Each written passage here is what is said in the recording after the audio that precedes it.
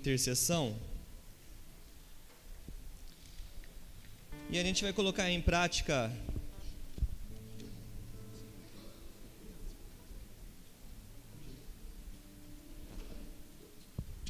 nós vamos fazer um momento de intercessão e a gente vai ficar um pouco em movimento agora, porque eu vou passar os motivos de oração, e a gente tem vários. E também a Bíblia fala que nós devemos compartilhar as nossas petições. E esse é um momento propício para saber daqueles que estão sofrendo, daqueles que estão passando por alguma luta. E nós, como igreja, temos o dever de orar pelos nossos irmãos. Queria colocar a Nadir, que vai passar por uma cirurgia, para a gente estar orando por ela nesse momento. Quero pedir que vocês estejam orando pelo pai do pastor, fez uma biópsia essa semana, né? Então estamos aguardando resultados. Queremos pedir pela família do Pedrão, né? Que Deus esteja consolando eles, confortando nesse processo do luto. Nós sabemos que o nosso irmão está na glória, mas nós devemos interceder por aqueles que estão aqui, pela dor ainda, da saudade, que ainda pode durar um bom tempo. Quero compartilhar, tem um jovem que vem aí na igreja aos sábados, o Gabriel. Ele fez um raio-x na quarta-feira, os jovens estão sabendo, e apareceu uma mancha no pulmão, e ele já venceu um câncer há 6 anos atrás. Então, estar lembrando de orar por eles. Então, nesse momento, que você possa pegar a pessoa que está ao seu lado, orar, ganhar esses 5 minutos orando ao Senhor, lembrando desses pedidos e aqueles que forem compartilhados nesses momentos. Podemos participar.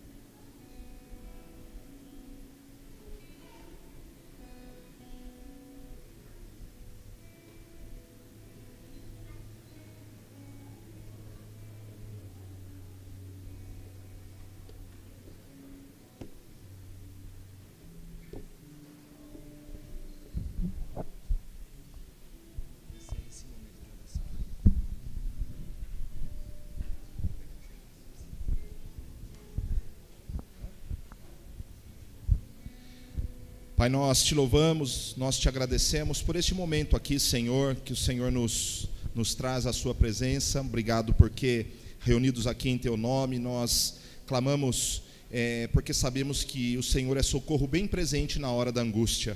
Abençoa-nos, Senhor, nas nossas lutas, nos nossos desafios. Esteja tocando nos corações aqui presentes, ó Pai, para que entendam a sua palavra, para que conheçam a verdade, para que debrucem-se, lancem aos seus pés, Senhor, para esperar confiantemente, Senhor, a tua atuação, o teu mover, o teu agir.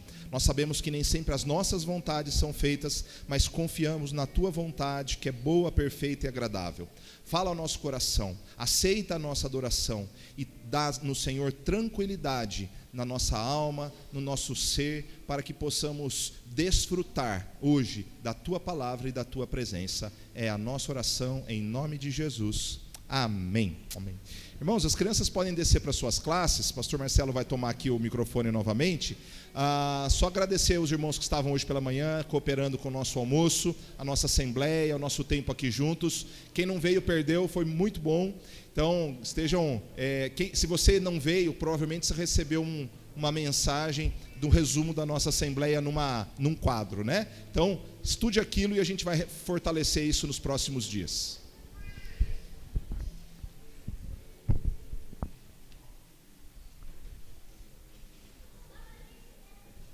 Irmãos, vamos abrir nossas Bíblias na carta do apóstolo Paulo aos Gálatas, capítulo 3.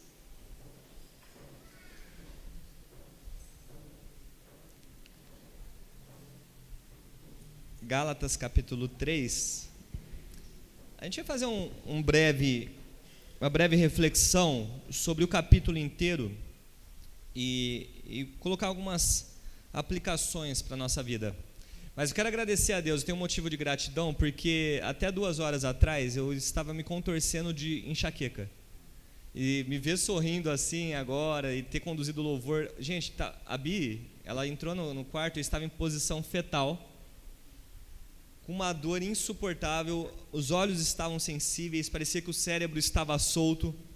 Daí ela me socorreu, ela foi na farmácia, comprou um remédio. Daí eu falei, olha, eu vou ter que... E eu pensando, vou ter que ligar para o pastor Lucas e vou ter que ligar para o Bruno. Primeiro para avisar que não sei se eu vou conseguir pregar e não sei se vou conseguir conduzir o louvor. Então, graças a Deus, estou bem, o remédio fez um efeito, mas também graças a Deus por ter permitido isso. Então, lá, Gálatas capítulo 3, nós vamos ler os versículos em sequência. Então, a gente lê, estuda, interpreta e aplica. Então, vai ser assim até o final. Nós não vamos nos estender. Não, relaxa que eu tomei um relaxante forte, então tá meio grogue aqui. Então, a gente não vai se estender muito em cada versículo, mas eu preciso que vocês prestem atenção, porque esse estudo que nós vamos ter é tão importante, porque a gente está em período de Páscoa, né? Está chegando a Páscoa. É uma mensagem que nós vamos falar do propósito da morte de Jesus, e alguns aspectos que trouxe principalmente a questões que eram discutidas no Antigo Testamento.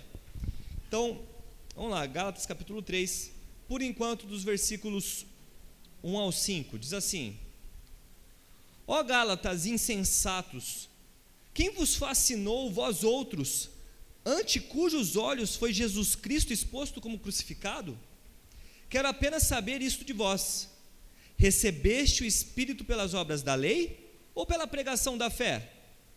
Sois assim insensatos que, tendo começado no Espírito, estejais agora vos aperfeiçoando na carne?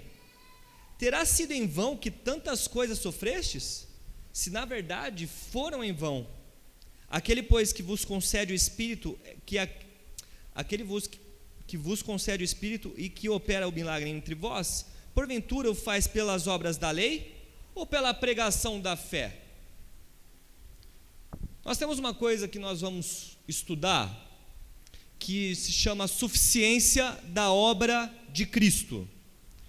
O que Cristo fez, a gente falou que foi por amor que morreu numa cruz, por nos amar, do pecado Ele nos libertou. Acabamos de entoar isso. Só que, talvez para muitos de nós cristãos, falta compreender a dimensão do que Cristo conquistou na cruz. Talvez se a gente fizesse uma pergunta assim, o que Cristo conquistou na cruz por mim e por você? Você vai falar, me salvou do inferno, me limpou dos pecados. Tá certo, mas não é apenas isso. E não é uma mensagem que nós devemos relembrar apenas em meses que a Páscoa está chegando ou no Natal. Porque a mensagem da cruz é algo que no cristianismo é um imperativo que deve ser vivido constantemente. Então o apóstolo Paulo, se a gente pegar a carta de Paulo aos Gálatas, vocês vão perceber que há um grupo que é opositor ao apóstolo Paulo, ao qual ele se dedica do capítulo 1 até o capítulo 6, fazer uma crítica a este grupo. E quem é este grupo? Chama-se judaizantes. Vocês vão perceber pela leitura em Gálatas que os judaizantes, eles constantemente deturpavam a mensagem do evangelho. Se vocês lerem Gálatas capítulo 1, versículos 6, 7, 8, você vai falar, olha, o apóstolo Paulo ele usa uma expressão que é interessante, ele fala, estou maravilhado, porque vocês passaram tão depressa de uma mensagem que parece o evangelho para uma outra. Ele vai falar, maldito aquele que anunciar outro evangelho além deste que nós estamos pregando. Ainda que um homem, e ele coloca um exagero, ainda que um anjo anuncie um outro evangelho, nós devemos nos manter fiéis àquilo que os apóstolos nos deixaram. É exatamente esse é o contexto e esse é o grupo opositor que nós estamos estudando. Então o apóstolo Paulo ele fala, vocês são insensatos, vocês experimentaram, ou ele vai usar uma expressão que algumas bíblias vai estar, vocês sofreram, mas sofrer aqui não é no sentido de perseguição, mas é no sentido de que vocês sofreram uma mudança causada pelo Espírito Santo. E qualquer mudança que ocorre em nós, não é obra humana. Entendam isso é muito sério. A mensagem aos Gálatas, ela diz, não tem como nós nos salvarmos, não tem como eu ou você produzirmos a salvação em nós. Isso é um mérito única e exclusivamente de Cristo, mediante a sua graça. Então se a gente fosse trabalhar a questão de mérito, e a verdade mais evidente, talvez seja que seja mais chocante a todos nós, é que nós não merecíamos. O pastor Lucas falou hoje de manhã da graça, o Mateus ontem pregou isso aos jovens. A graça é um favor imerecido. Então eu não conquisto a minha salvação mediante as obras. Não há nada que eu possa fazer na minha vida humana que vai conquistar pontos com Deus. E aí vocês vão perceber que o apóstolo Paulo, ele vai usar uma expressão, falar as obras da lei. E nós vamos explicar isso. Porque ele fala, vocês começaram no Espírito, mas vocês estão se aperfeiçoando pela carne? Será que o amor de Cristo em nós, o fruto dele em nós, era para produzir, como foi falado hoje de manhã, muitos frutos? E é isso que o apóstolo Paulo está questionando, porque a retórica de Paulo é interessante, porque ele faz questionamentos com um objetivo, e principalmente levar as pessoas a uma reflexão da própria fé.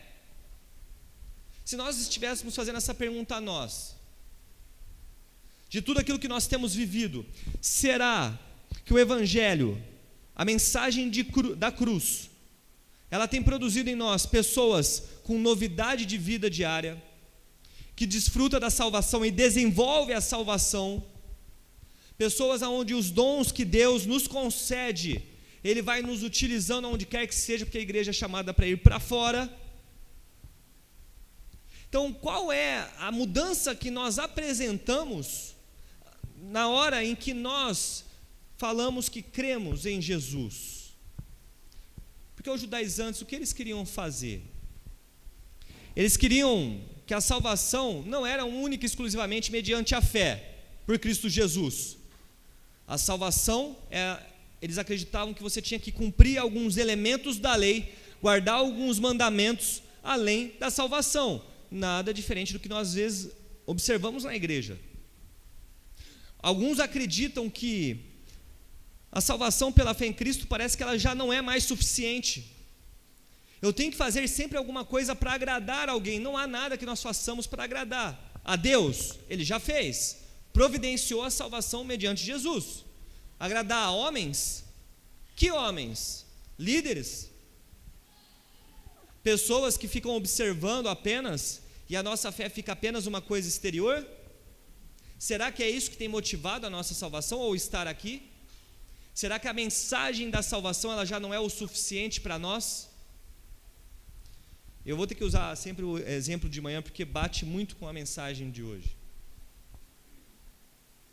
quando nós acabamos nos acomodando na fé, é tentador você olhar para outras igrejas e achar que lá realmente acontece o evangelho, sendo que na verdade a igreja somos nós, e que qualquer mudança que a igreja deve sofrer, deve começar em nós. Então, a pergunta que o pastor Lucas fez hoje, ele fez 3 perguntas: o que é a igreja, o que você espera da igreja, e qual que era a outra que eu esqueci? O que você pode fazer? É muito fácil falar que tem várias coisas a ser feitas, mas começa em nós. E o apóstolo Paulo aqui ele faz um contraste entre o Espírito que nos regenera a uma nova criatura e continuar cumprindo as obras da lei para os homens verem. A questão é, nós não podemos ser salvos cumprindo a lei. Então vamos continuar o texto. Esses 5 versículos iniciais foram apenas para nos questionar os judaizantes da época, mas tem uma aplicação muito prática para nós. Ele continua: é o caso de Abraão, que creu em Deus, e isso foi imputado como justiça. Sabei, pois, que os da fé é os que são filhos de Abraão. Ora, tendo a Escritura previsto que Deus justificaria pela fé aos gentios, pré-anunciou o evangelho a Abraão: em ti serão abençoados todos os povos, de modo que os da fé são abençoados com o crente Abraão. Todos quantos, pois, são das obras da lei, estão debaixo de maldição, porque está escrito: maldito todo aquele que não permanece em todas as coisas no livro da lei, para praticá-las. E é evidente que pela lei ninguém é justificado diante de Deus, porque o justo viverá pela fé. Vamos lembrar que isso aí foi um dos lemas da reforma: o justo viverá pela fé. Ora, a lei não procede de fé, mas aquele que observar os seus preceitos, por eles viverá.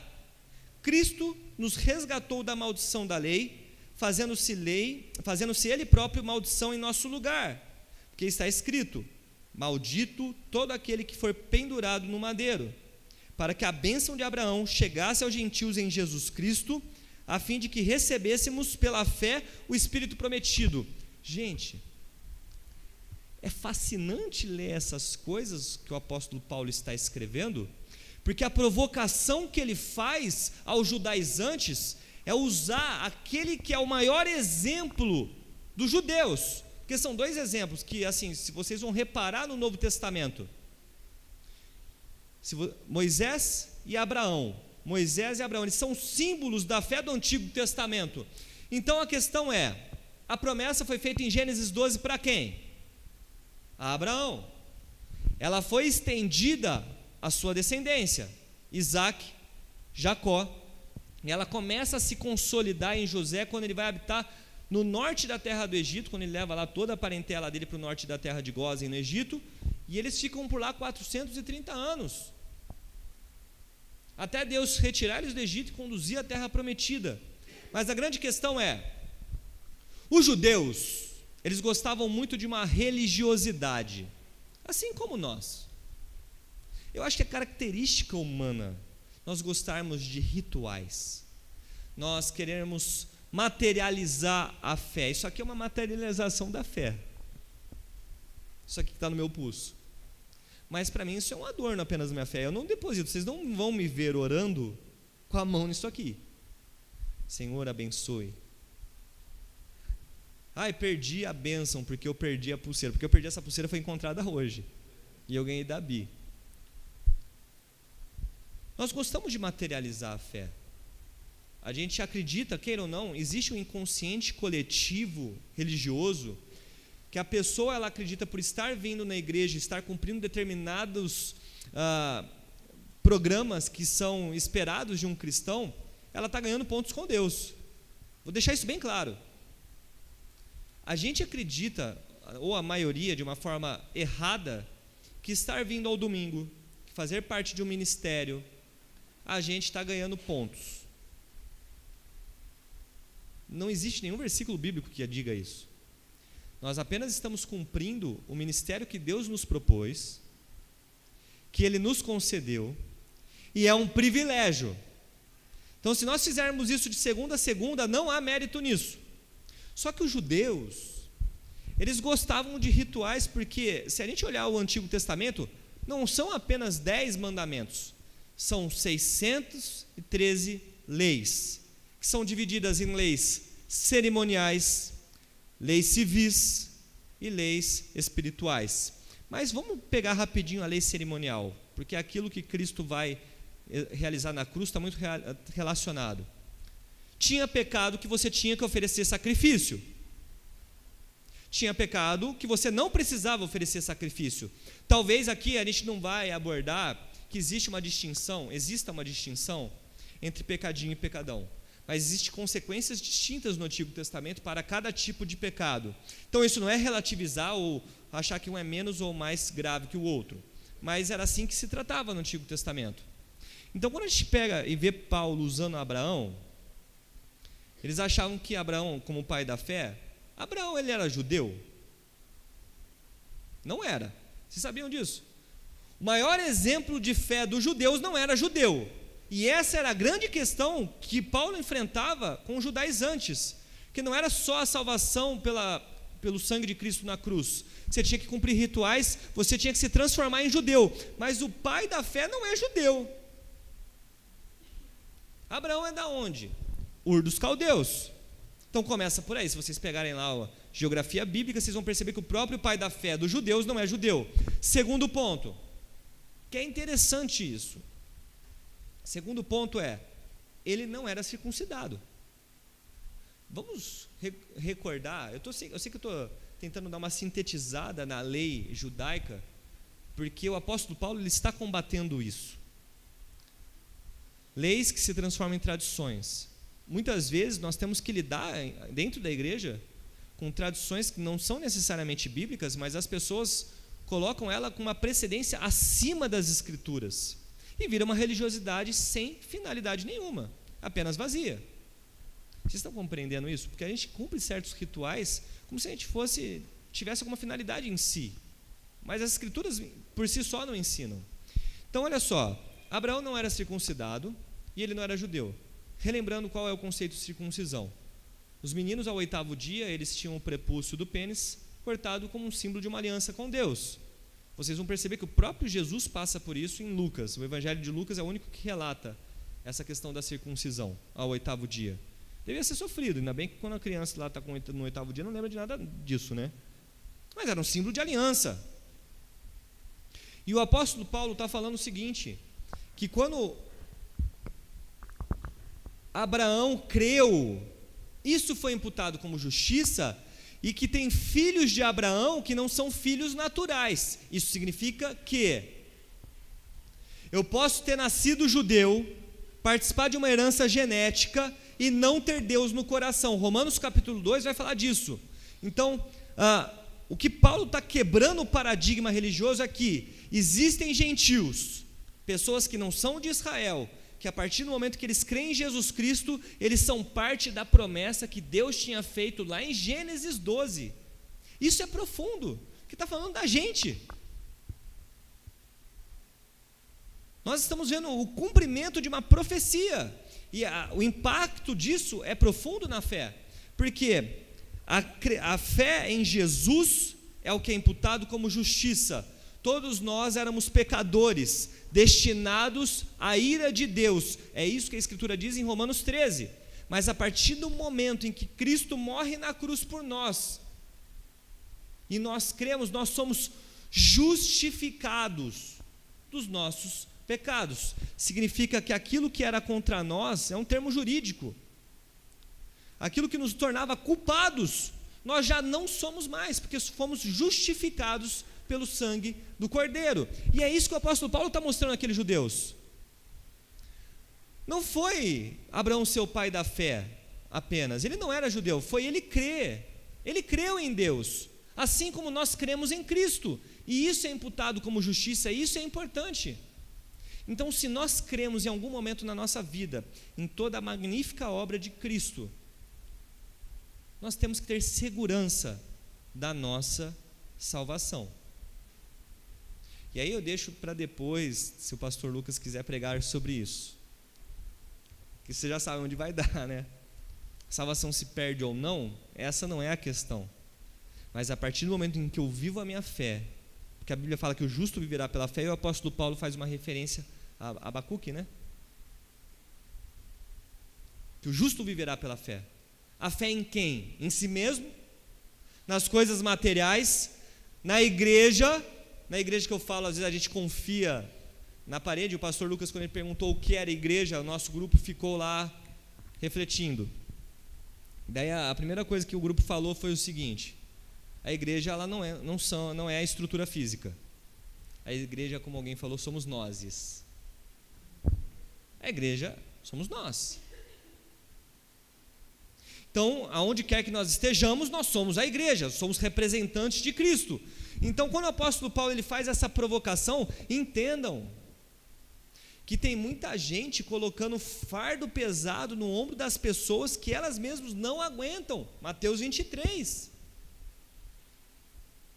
O justo viverá pela fé, e nós temos as nossas limitações, e o processo de santificação também é uma obrigação do cristão. Mas acontece para cada um de formas distintas. E o que ele fala? A lei é que mostra o nosso pecado.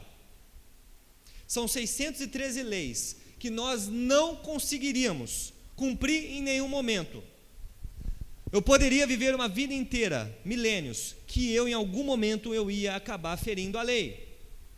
Então a lei nos coloca debaixo de uma maldição, porque a lei mostra aquilo que Deus é em sua justiça, mostra aquilo que Deus é em sua santidade. Eu não espero estar falando muitos termos complicados, mas isso é importante, porque a gente vai comemorar a Páscoa e isso está totalmente relacionado. Se eu quisesse viver o Antigo Testamento e achar que a minha salvação seria daí, eu não conseguiria. Esse é o primeiro ponto que o apóstolo Paulo mostra. Segunda coisa, se eu fosse herdeiro geneticamente de Abraão por ser judeu, então um judeu eu estou salvo só por ser judeu, minha salvação também não vem daí. Às vezes a gente tem alguns reflexos desse tipo de ensinamento judaizante na igreja. Filho de peixe, peixinho é, então filho de pastor vai ser pastor. Uma vez que você levantou a mão, eu já fiz uma crítica a isso, e eu vou fazer rapidinho. Existe uma certa religiosidade no meio cristão que serve para fazer uma crítica. A fé é mediante a crença em Jesus, a salvação é mediante a fé. Só que existiu um momento no meio evangélico, eu não estou falando que está errado, eu estou propondo uma reflexão, que as pessoas acreditavam que a salvação ela via mediante o levantar da mão, num apelo. E aí vem uma crítica que eu faço: santificaram um apelo. A pergunta é: em qual momento no Novo Testamento nós vamos encontrar? E depois que o apóstolo Pedro pregou, ele fez um apelo. E depois que Jesus pregou, ele fez um apelo. Depois que Tiago pregou, colocaram uma música para mexer com o emocional das pessoas se converteram. E eu sei que isso incomoda às vezes muito mais quem é de uma outra geração de igreja, mas a minha reflexão, ela propõe a gente analisar as escrituras que antecede qualquer tradição protestante. Eu posso estar pregando aqui, falando que Jesus nos ama, que Ele vai nos salvar, e eu posso fazer o apelo aqui, e eu posso não fazer, porque o Espírito Santo vai agir na vontade dEle. Não vai ser o apelo que vai converter a pessoa, é a pregação. E as pessoas, eu lembro que há um tempo atrás, existia um movimento na igreja, velado, que não tem apelo. E aí a minha pergunta: onde está na Bíblia? As pessoas se ofendem com isso, mas a verdade por si só, às vezes ela é ofensiva quando a gente questiona. Eu não falo isso para mostrar que a gente não quer fazer. Eu acredito que é necessário em alguns momentos, em momentos de evangelismo, onde a gente está fazendo abertamente isso. Tem pessoas que ficam magoadas só por estar expressando isso. Se eu for pregar, por exemplo, num encontro de batistas e presbiterianos, os presbiterianos nem tanto, mas nos batistas, alguns vão ficar ofendidos, mas a questão é: nós estamos vivendo uma tradição que é bíblica ou é uma tradição que é uma herança histórica protestante? Porque existem as derivações disso, e eu quero refletir. Porque eu lembro do dia da minha conversão de fato, e não foi numa pregação. Foi dia 23 de janeiro de 2003, num hospital. Não tinha pregação da palavra, tinha as escrituras ali, e elas por si só falavam. O pastor Lucas falou recentemente do Jonathan Edwards, que era um péssimo pregador. Ele lia a pregação dele, e ele era um péssimo orador, mas não é o cara ficar fazendo malabarismo aqui que vai converter as pessoas, é o Espírito Santo mediante a exposição da verdade, que é Cristo. Vocês entendem que às vezes a gente está preso a tradições, e a gente não consegue romper com essas tradições, porque talvez a gente não conhece as escrituras?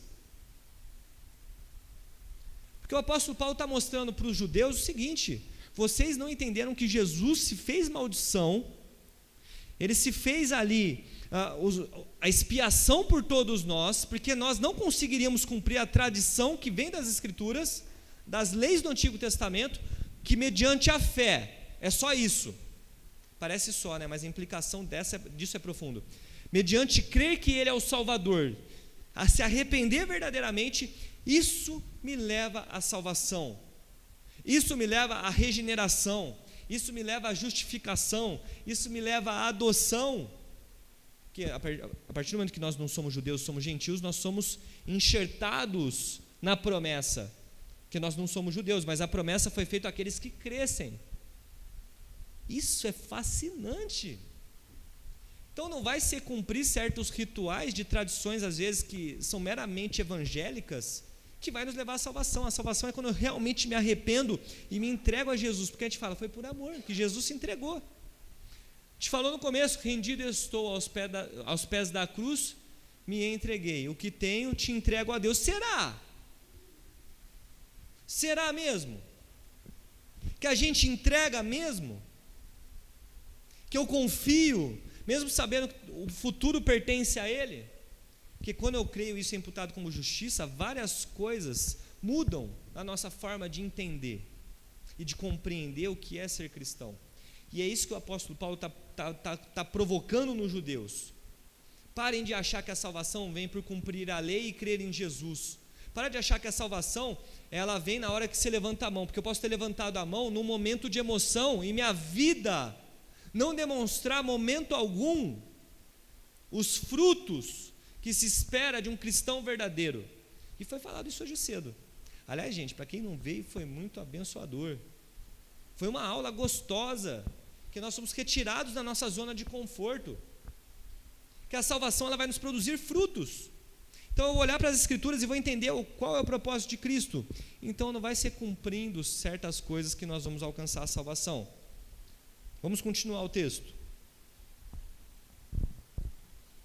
O apóstolo Paulo ele continua, ele não para, é um facínora, porque ele não está preocupado se isso vai doer, que a verdade ela é para provocar talvez um mal-estar inicial, porque quando as pessoas que receberam isso, imagina que ele chamou essas pessoas de malditas no capítulo 1, pessoas que queriam perverter o evangelho.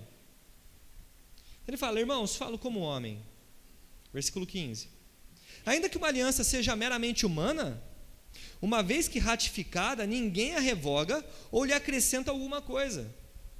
Ora, as promessas foram feitas a Abraão e ao seu descendente.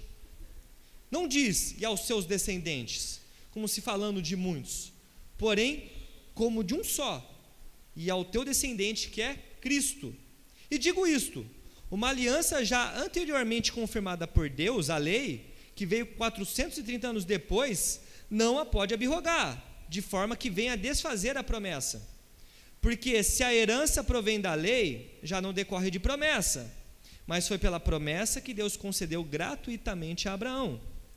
Qual, pois, a razão de ser da lei? Foi adicionada por causa das transgressões, até que viesse o descendente a quem se fez a promessa, e foi promulgada por meio de anjos, pela mão de um mediador. Ora, o mediador não é de um, mas Deus é um. É porventura a lei contrária às promessas de Deus? De modo nenhum. Porque se fosse promulgada uma lei que pudesse dar vida, a justiça, na verdade, seria procedente de lei. Mas a Escritura encerrou tudo sobre o pecado, para que, mediante a fé em Jesus Cristo, fosse a promessa concedida aos que creem. Gente, eu vou falar para vocês uma coisa. O apóstolo Paulo, além de um teólogo, ele é um excelente filósofo. Como o próprio apóstolo Pedro reconheceu que tem coisas difíceis de entender.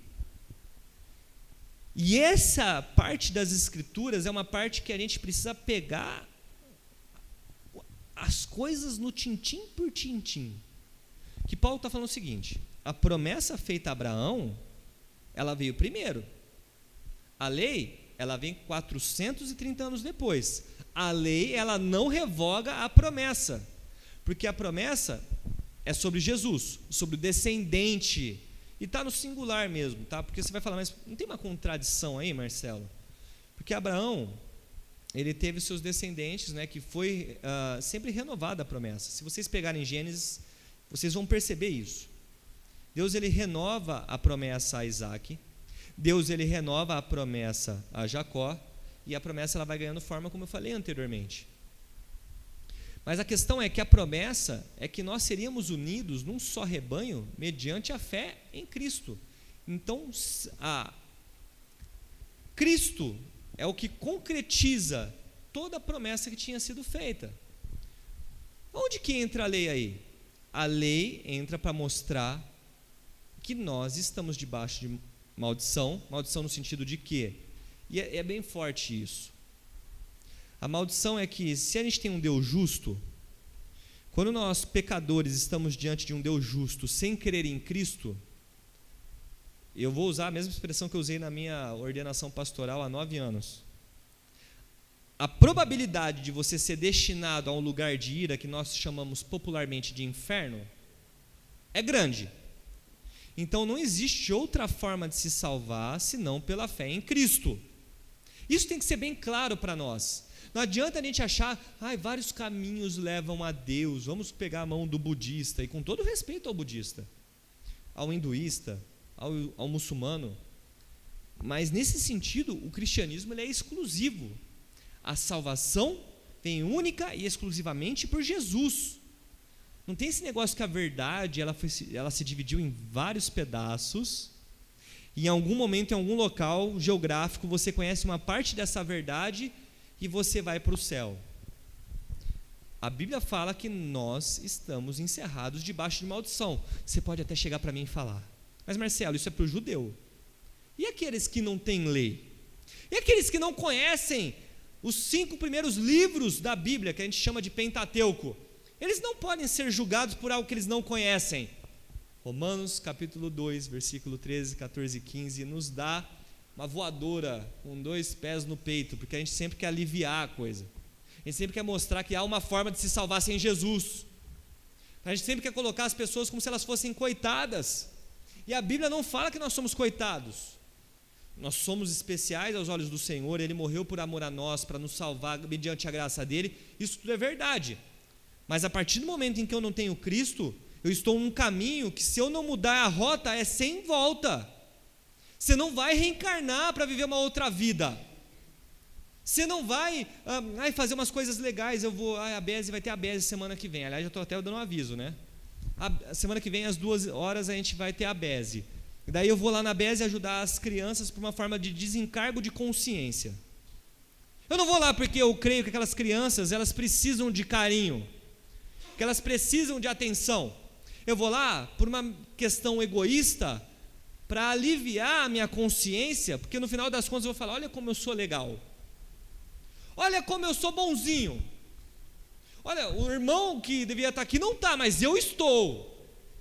A pessoa fica talvez 1 ano inteiro sem vir na igreja, mas vai na BESE como se fosse, bater o cartão, está tudo certo. Isso é de uma prepotência, isso é uma falta de entender o que é o amor de Deus, que a gente tem que estender a todos, principalmente aos mais vulneráveis, sim, terrível. Então, quando a gente fala dessas questões, é interessante nós compreendermos que quando o apóstolo Paulo fala da maldição, atinge a todos pecaram, porque lá em Romanos 3, 23, que é um versículo que a gente aprende também no discipulado, porque são verdades que são fortes para falar. E a gente celebra a Páscoa exatamente por isso também. Provavelmente o pastor Lucas vai pregar sobre isso. Então, é forte, só que daí fala, mas as pessoas que nunca ouviram falar do Evangelho, elas estão no céu. Daí você pega Romanos 2, do 12 ao 15 e fala, aqueles que não têm lei, conhecem a lei, porque Cristo gravou em seus corações. Olha que profundo. No dia em que Cristo há de julgar as pessoas mediante o Evangelho, esta lei está gravada em seus corações, uma hora para acusar, outra hora para defender. Gente, vocês estão duvidando do que eu estou falando, é só abrir lá em Romanos, não sou eu que estou dizendo. Antropologicamente isso é fascinante, por quê? Se a gente pegar e fizer um estudo sociológico e antropológico das culturas, vocês vão perceber que há certos aspectos morais que, mesmo que varie tanto entre o Oriente e o Ocidente, tem regras que são muito parecidas. Adultério é adultério, mesmo em lugares poligâmicos, tá? Que o cara pode ter várias mulheres, se ele tem uma amante fora do seu harém, é adultério, tá? Não dar falso testemunho, não pegar o que não é seu. Se vocês pegarem lá, esqueci o nome da lei agora, que é uma lei de Talião, que é antiga, né? Vocês vão perceber que as leis elas são muito parecidas e os códigos morais são muito parecidos. Aí você vai falar, Marcelo, você está falando isso porque você é crente, isso não existe na antropologia. Não existe. Lê um livro chamado Sociologia Geral, de uma socióloga que é uma das melhores do Brasil, chama Eva Maria Lakatos. Ela desmonta esse argumento que a verdade é relativa à cultura. Não, tem princípios morais que vão continuar sendo princípio independente se é cristão ou não. Então, falar a verdade, não dar falso testemunho, são códigos morais que mostram que o que Paulo está falando é verdade. Eu posso não conhecer a lei, mas Deus, como Ele é o meu Criador, e não é só o Criador de crente, de judeu, porque Ele criou todas as criaturas, todos nasceram com esse código, então não há para onde fugir. Então, quando Cristo ele se fez maldição, é que mediante a fé nele, nós fôssemos resgatados deste caminho tortuoso. E aí nós vamos para algumas coisas. A lei, ela serve para mostrar a natureza de Deus. A natureza de Deus, ela não compactua com o pecado de ninguém. Mesmo que você seja um servo do Senhor muito assíduo, não é porque você é um servo que você é perfeito em tudo. Nós temos limitações espirituais que precisamos constantemente de arrependimento e santidade. A lei servia como um apoio, e Paulo vai falar isso daqui a pouco, a gente vai ler, para conduzir o homem a Cristo. Mateus 5,17 Cristo fala o seguinte: não pense que eu vim abolir a lei e os profetas, eu vim cumprir. Então a lei aponta para Jesus, e tem várias profecias, tá? E o terceiro aspecto da lei que o apóstolo trabalha aqui é que é impossível salvar a si mesmo. Eu sei que eu já repeti isso 2 vezes, mas fica a terceira. Como a gente aprendeu hoje de manhã, quanto mais a gente repete, mais a gente deixa inculcado. Se vocês pegarem Deuteronômio capítulo 6, fala que o processo de aprendizado do judeu passava por repetir as coisas toda hora, tá? Então a gente vai caminhar para o fim do capítulo, versículo 23. Olha o que o apóstolo Paulo nos diz: mas antes que viesse a fé, estávamos sob a tutela da lei e nelas encerrados, para que essa fé que de futuro haveria de revelar-se, de maneira que a lei nos serviu de aio para nos conduzir a Cristo, a fim de que fôssemos justificados por fé. Mas tendo vindo a fé, já não permanecemos subordinados ao aio, pois todos vós sois filhos de Deus mediante a fé em Cristo Jesus. Porque todos quantos fostes batizados em Cristo, de Cristo vos revestistes. Dessarte, não pode haver judeu nem grego, nem escravo nem liberto, nem homem nem mulher, porque todos vós sois um em Cristo Jesus.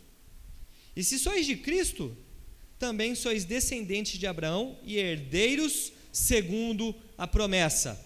Isso é o que Cristo conquistou por nós. A lei servia de aio. Aio era o escravo que dava um apoio. Ela serviu por um tempo. Ela apontou para Jesus. A partir do momento em que eu sou da fé, eu não estou mais sob o jugo da lei. Eu estou sobre a graça de Deus. Então a gente tem alguns irmãos na fé, e nós devemos orar por eles, que querem na hora do culto, e a gente já falou disso, mas é sempre bom relembrar, aqui não é o altar, tá, irmãos? Isso jamais foi altar.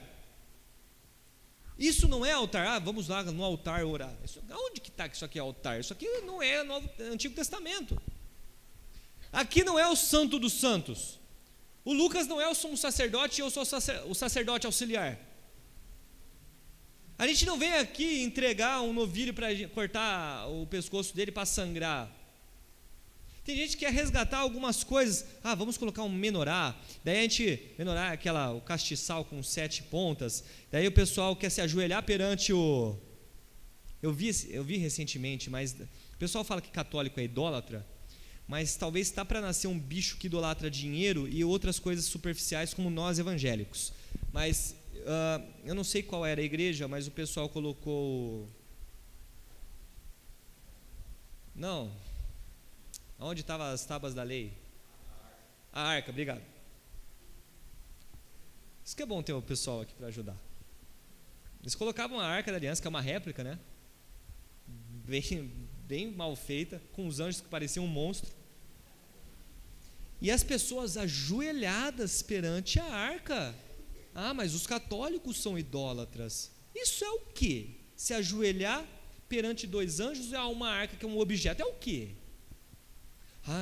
Não, nós estamos fazendo apenas como um memorial. A gente dá desculpa, em vez de assumir a idolatria, não, a gente começa a dar desculpas e aí erra. A questão é o seguinte: a partir do momento que eu estou na fé, eu não preciso resgatar mais nada do Antigo Testamento. Não há um dia sagrado apenas. Todos os dias para um cristão são dias para estar em comunhão com Deus. Todos os dias é para a gente desfrutar da salvação. Todos os dias é para nós desenvolvermos a nossa salvação.